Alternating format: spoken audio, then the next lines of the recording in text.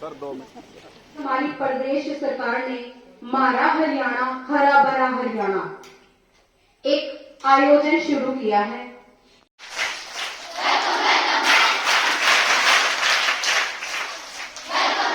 बहुत ही अच्छे पावन पवित्र भूमि के अंदर पहुंचे हमारे माननीय एसडीएम श्री गुलजार जी मलिक, जो कि नजदीक के हैं और ग्राउंड से जुड़े हैं हमारे अधिकारी, और केवल एक बुलावे पर ही यहाँ आपके मध्य में आए हैं। और केवल शाम को जैसे मैडम और ये हमारे प्रधान जी एक उलाहना दे रहे थे कि हमें 9 बजे बताया गया, यह बात मैं आपको बता रहा हूं, यह बात एसडीएम साहब को भी 9 बजे ही बताई गई थी कि कल गुरुकुल में चलना है। इसलिए एसडीएम सर के लिए एक बार तालियां हो जाएं।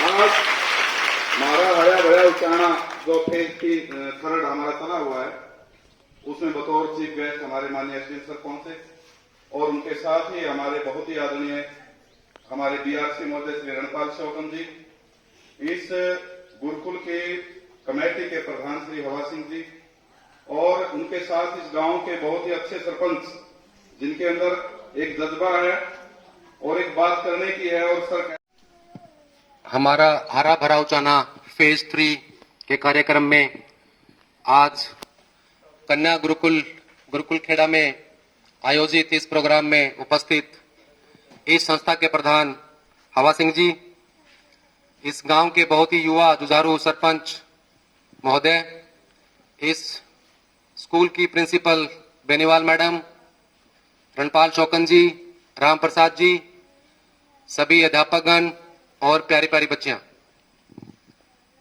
आज हमारा हरा भरा उचाना फेज 3 के इस कार्यक्रम में आपके इस गुरुकुल में हमने पेड़ लगा करके इसका एक संदेश देने की कोशिश करी है कि जितने हम पेड़ लगाएंगे उतना ही हमारा जो ये स्कूल है, हमारा आसपास का जो एरिया है, हमारा जो जिला है, उतना ही वो हरा भरा होगा। और हरा भरा होने से उतना ही हमारे पर्यावरण को, हमारी सेहत को उतना ही फायदा भी होगा। प्यारे बच्चों, पेड़ लगाना और किसी कार्यक्रम में भाग लेना, ये मैं मान सकता हूं कि एक बहाना भी हो सकता है आप लोगों से रूबरू होने का, क्योंकि मुझे सबसे ज्यादा जो खुशी मिलती है बच्चों के बीच में जाकर के, उनसे बात कर करके, इतने व्यस्त कार्यक्रम में से भी समय निकाल करके आप लोगों से मिलना होता है। इसके लिए मैं राम प्रसाद जी को और रणपाल शौकन जी को बधाई दूंगा कि वो हमें इतने व्यस्त कार्यक्रम में से इतनी ट्रिक लगा करके खींच करके ले आते हैं आपके बीच में कि हमें खुद को एहसास नहीं होता कि उन्होंने क्या ट्रिक लगाई है।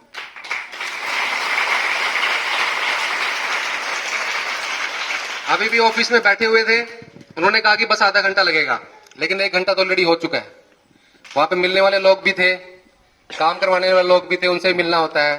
खैर, आप लोगों से मिलकर के, आप लोगों से बातचीत कर करके जो एक शांति की अनुभूति होती है, जो एक मन को खुशी मिलती है, उससे बड़ी खुशी कोई नहीं हो सकती। क्योंकि आप बच्चे, आप विद्यार्थी देश का भविष्य हैं और हम इस स्टेज पर हैं कि आपको हमारा जो एक्सपीरियंस है वो आपके आगे शेयर कर सकते हैं, आपको बता सकते हैं, आपको गाइड कर सकते हैं। जो ये वातावरण है, आप देख रहे हो आपका कैंपस कितना हरा भरा है, कितना अच्छे से मेंटेन किया हुआ है, ये कोई यूं ही नहीं हो जाता है। इसके लिए एक अच्छी सोच और मेहनत करनी होती है, तब जाकर के ये मेंटेन होता है। और उसके लिए पूरा जो आपका स्कूल का जो प्रशासन है, गुरुकुल का जो प्रशासन है, गुरुकुल की जो समिति है, प्रिंसिपल महोदय हैं और आप सब अध्यापकगण और जो बच्चे हैं, ये सब बधाई के पात्र हैं।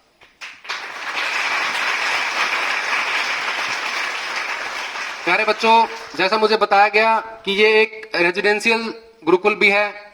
यहाँ पर बच्चियां दूर दूर से आकर के पढ़ाई करती हैं। उनके माता पिता इस गुरुकुल के अंदर अपना विश्वास जताते हैं और आप लोगों को यहाँ पे छोड़ते हैं। जैसा कि आप देख रहे हैं कि पूरा एक कन्या गुरुकुल है, यहाँ पे सभी कन्याएं हैं।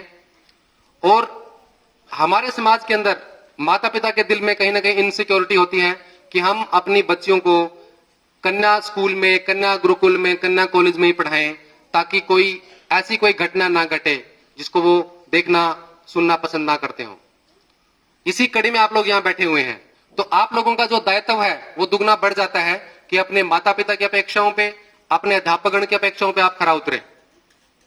आज जो बच्चियां हैं वो किसी क्षेत्र में कमी नहीं है।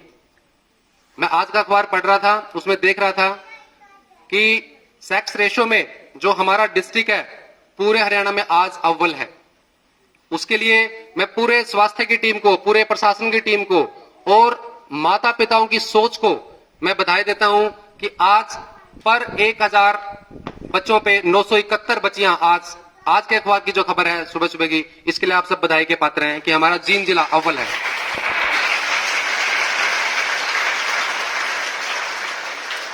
एक समय था जब माता पिता के दिल में बच्चों को लेकर के एक नेगेटिविटी थी, नेगेटिव सोच थी। वो सोचते थे कि बच्ची अगर घर में पैदा हुई है तो वो बोझ बनेगी और एक बोझ और एक खर्चा हमारे परिवार के अंदर आ गया है। लेकिन जैसे जैसे समय बदला है, जैसे बच्चियों ने हर क्षेत्र के अंदर मुकाम हासिल किया है, माता पिता की सोच बदली है। उनको लगता है कि बच्चा हो या बच्ची हो वो सब समान है, चाहे लड़का है लड़की है, उनमें कोई भेदभाव नहीं है। अगर हम उतने ही इच्छा से, उतने ही दिल से एक बच्ची के साथ खड़े होते हैं तो वो भी अपने क्षेत्र में अच्छा काम कर सकती है। आप खेलों में देख लीजिए, अगर पूरे इंडिया के अंदर 20 मेडल आ रहे हैं उसमें से 15 तो हरियाणा के ही होते हैं, और उस हरियाणा में से मैक्सिमम जो मेडल होते हैं वो बच्चों के होते हैं। आपके सामने उदाहरण है, बड़े बड़े नाम है, साक्षी मलिक है, विनेश फोगाट है, और कितने कितने नाम गिना दूं मैं यहाँ पे, साइना नेहवाल हैं, कितने नाम हैं जिन्होंने खेलों के अंदर अपना परचम लहराया है और अपने देश का और प्रदेश का जो नाम है वो रोशन अंतर्राष्ट्रीय स्तर पर भी किया है।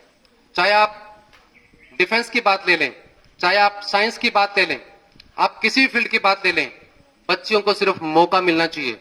मैं आज भी मानता हूं कि बच्चों के अंदर जो टैलेंट होता है वो बच्चों से कहीं ज्यादा होता है।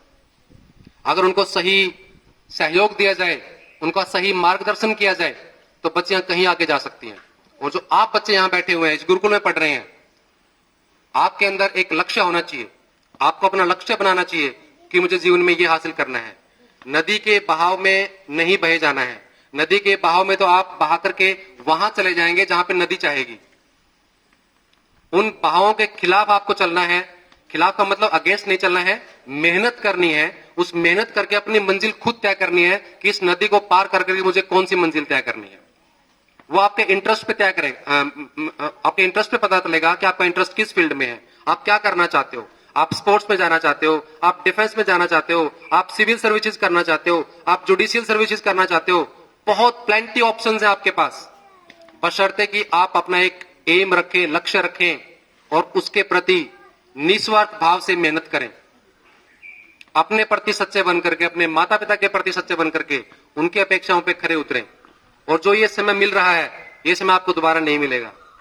जब आप बड़े हो जाएंगे, आपके ऊपर और जिम्मेदारियां बढ़ जाएंगी, कुछ जॉब लगेंगी, कुछ जिंदगी में आगे और बढ़ेंगी, तब आप जब पीछे मुड़ करके देखेंगे तो आप पाएंगे कि जो ये समय चल रहा है ये सबसे बेस्ट समय है अपनी जिंदगी को शेप देने का, अपनी जिंदगी को निखारने का।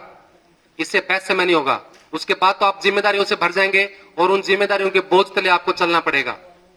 उसके पास फिर आपको अपने आप को निखारने का समय नहीं रहेगा, और ना ही आपको कोई गाइड करने के लिए जितने भी अध्यापकगण बैठे हैं ये भी नहीं मिलेंगे आपको। खुद आपको डिसीजन लेने होंगे। कुछ डिसीजन अच्छे होंगे, कुछ डिसीजन अच्छे नहीं भी होंगे।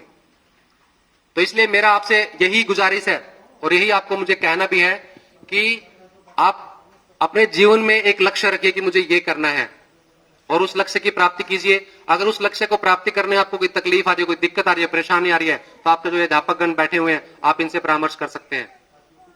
आज तो इंटरनेट का जमाना है। आज वो समय नहीं है कि आपको गाइडेंस के लिए कहीं जाना पड़ेगा। पहले सिविल सर्विसेज की कोचिंग के लिए दिल्ली, मुखर्जी नगर जाया करते थे। आजकल बहुत कम हो गया वहां पे जाना। आजकल किसी भी प्रतियोगिता परीक्षा की तैयारी आप घर बैठे मोबाइल पे, लैपटॉप पे, इंटरनेट के माध्यम से कर सकते हैं। आप YouTube पे एक किसी भी चैप्टर का नाम डालिए, अपनी NCERT के चैप्टर का नाम डाल दीजिए, उस पे इतने हजारों लेक्चर्स आ जाएंगे। आपको जिस भी टीचर का लेक्चर अच्छा लगे आप वो सुन करके अपने नोट्स बना करके उसकी तैयारी कीजिए। आपको कहीं जाने की जरूरत नहीं है। आपको सिर्फ तरीका पता होना चाहिए कि मुझे ये एग्जाम क्लियर करने के लिए कौन सी किताबें पढ़नी है और मुझे क्या तरीका अपनाना है, इसके लिए कौन कौन से लेक्चर लेने हैं। इंटरनेट पे फिजूल की बातें आपको बहुत मिलेंगी, तो वो आपने तय करना है कि आप फिजूल की बातों में टाइम वेस्ट करना चाहते हो या काम की बातों में आप अपना योगदान देना चाहते हो। फेसबुक के ऊपर आप रील्स देखने लग जाइए, आपके घंटों बीत जाएंगे, आपको पता भी नहीं चलेगा कि आपका समय कितना बीत गया। और सारी की सारी रील्स आपको एंटरटेन तो करेंगी लेकिन फिजूल भी होंगी, आपका समय बर्बाद करेंगी। तो आपका वो समय नहीं है कि आप व्यर्थ का समय गंवाएं। आपका समय उपयोग करने का अभी आपका समय है। जितना भी समय आपको मिलता है उपयोग कीजिए। रात को सेल्फ स्टडी का समय मिलता है, उसको उपयोग कीजिए। बजाय कि इधर उधर की बातें करने के अपने काम पे ध्यान लगाइए। जो चीजें क्लासरूम में सिखाई जाती हैं उनको सीखिए अच्छे तरीके से। जो नोट्स बनवाए जाते हैं उनको अच्छे से किताब के अंदर उतारिए, उनको लर्न कीजिए और अपना जो लक्ष्य है ऊंचा रखिए कि जिंदगी में मुझे कुछ ना कुछ हासिल करना है। तब जाके आपके बच्चों, आपके माँ बाप को आप पे गर्व होगा और जो आने वाली आपकी जो नेक्स्ट जनरेशन होगी उनको भी इसी तरह की शिक्षा दे पाएंगे। तो ज्यादा समय न लेते हुए मैं आपका बहुत बहुत धन्यवाद करता हूं कि आपने इतना समय दिया और आज मुझे आने का यहाँ पे मौका दिया। बहुत बहुत धन्यवाद। बहुत बहुत धन्यवाद श्रीमान जी आपका।